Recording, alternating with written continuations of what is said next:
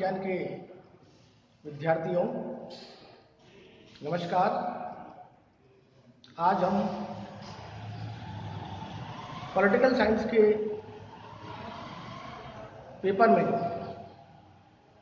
BA द्वितीय वर्ष के विद्यार्थियों के लिए एक नया टॉपिक पंथ निरपेक्षता को लेकर आए हैं। विद्यार्थियों, सेकुलरिज्म जिसे अंग्रेजी में कहते हैं,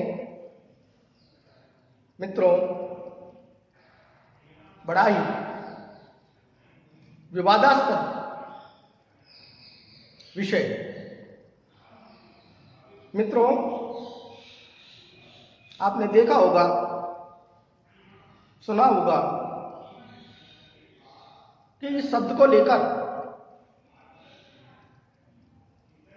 हमारे देश में विभिन्न राजनीतिक पार्टियां इस शब्द पर कईयों बार विवाद खड़ा कर देती है और विवाद के फलस्वरूप राजनीतिक जगत में अस्थिरता का माहौल पैदा हो जाता है। मित्रों, मैं आपको बता दूं कि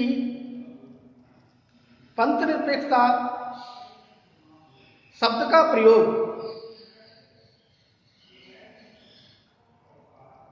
विद्वान जगत में राजनीति विज्ञान के क्षेत्र में सर्वाधिक उपयुक्त शब्द है, परंतु सेकुलरिज्म जिसे इंग्लिश में कहते हैं और इसका हिंदी रूपांतरण एक धर्मनिरपेक्षता भी है।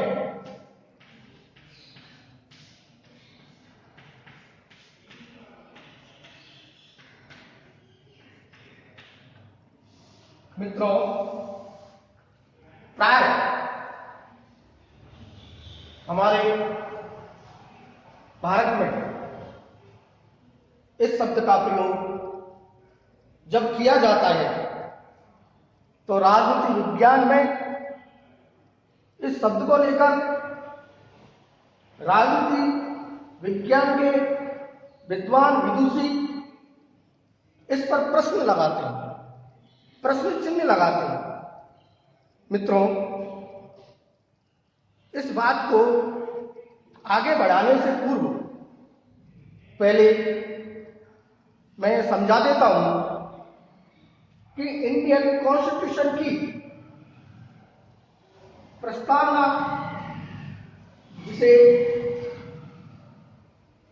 उद्देशिका के नाम से भी जाना जाता है, इसमें इस शब्द का प्रयोग, धर्मनिरपेक्ष शब्द का प्रयोग नहीं था। मित्रों, राष्ट्रीय आपातकाल के दौरान इंदिरा गांधी जब सरकार थी, देश में आपातकाल लगा था, उस समय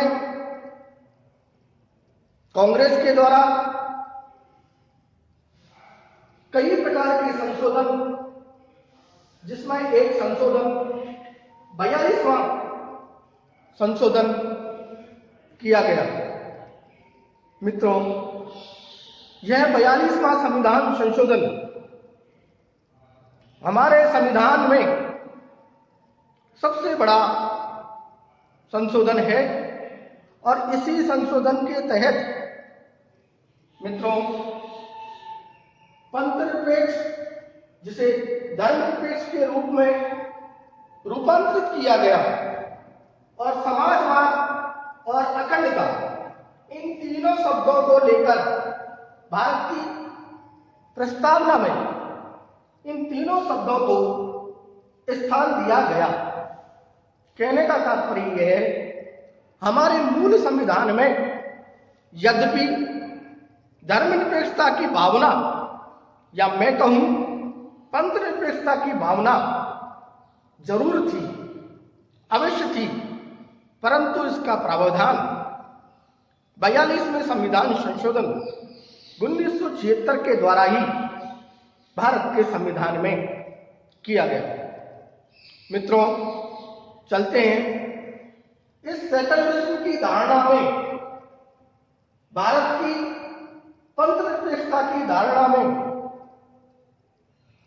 जब इस बात का प्रावधान कर दिया गया तो यह समझे जाने लगा कि अब भारत का, राज्य का कोई धर्म नहीं होगा, कोई पंथ नहीं होगा, और राज्य पंथ अथवा धर्म के आधार पर किसी भी प्रकार का कोई भेदभाव नहीं करेगा।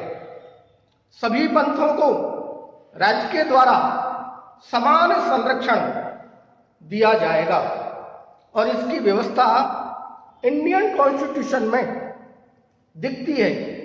आर्टिकल 14 के तहत, आर्टिकल 15 के तहत इस प्रकार की व्यवस्था है कि विधि के समक्ष भारत के सभी नागरिक, चाहे वो उसका कोई भी धर्म हो, कोई भी उसकी जाति हो, कोई भी उसका लिंग हो, उसके आधार पर राज्य भेदभाव नहीं करेगा। इसी प्रकार से आर्टिकल 15 अनुच्छेद 15 में इस प्रकार का प्रावधान है कि भारत के प्रत्येक नागरिक को समान अवसर या जाति, धर्म, लिंग के आधार पर किसी प्रकार का कोई भेदभाव नहीं किया जाएगा। भारत के सभी नागरिक समान समझे जाएंगे। मित्रों, इसके अलावा हमारे यहाँ आर्टिकल में आर्टिकल 25, 26, 27 और 28 चार प्रकार के जो ये मूल अधिकारों की श्रेणी में है, ये मुख्य रूप से धार्मिक स्वतंत्रता का अधिकार ही हमें प्रदान करते हैं।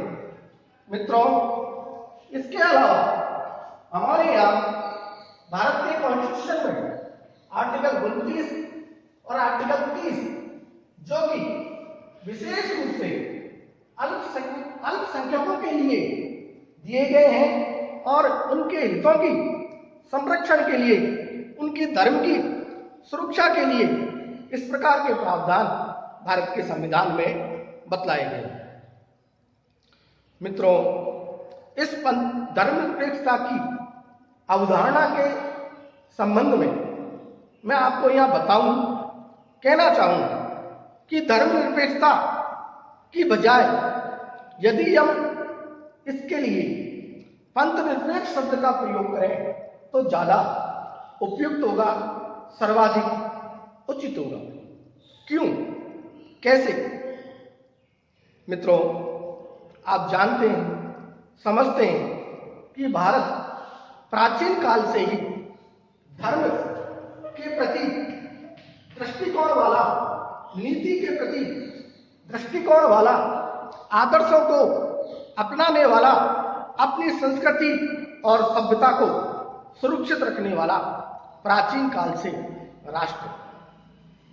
हमारी सभ्यता और संस्कृति हमें अपने धर्म से अलग होने के लिए नहीं कहती है, अपितु हमारी सभ्यता इस बात की द्योतक है, इस बात की परिचायक है कि हम धर्म के बिना जी ही नहीं सकते।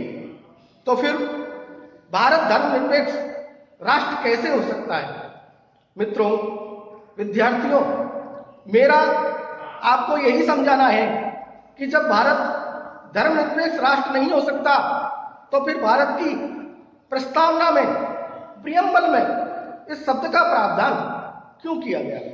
यह प्रश्न चिन्ह है, विद्वान जनों के लिए है। इसलिए राजनीतिक विज्ञान के विद्वान और विद्युषियों ने यह उचित समझा कि हमारे लिए धर्मनिरपेक्ष शब्द के बजाय पंथ निरपेक्ष शब्द का प्रयोग किया जाए, क्योंकि धर्म की यदि हम परिभाषा देखें, भारत की सभ्यता के अंदर यदि हम धर्म को देखें तो धर्म का तात्पर्य धार्यति इति से धर्म होता है।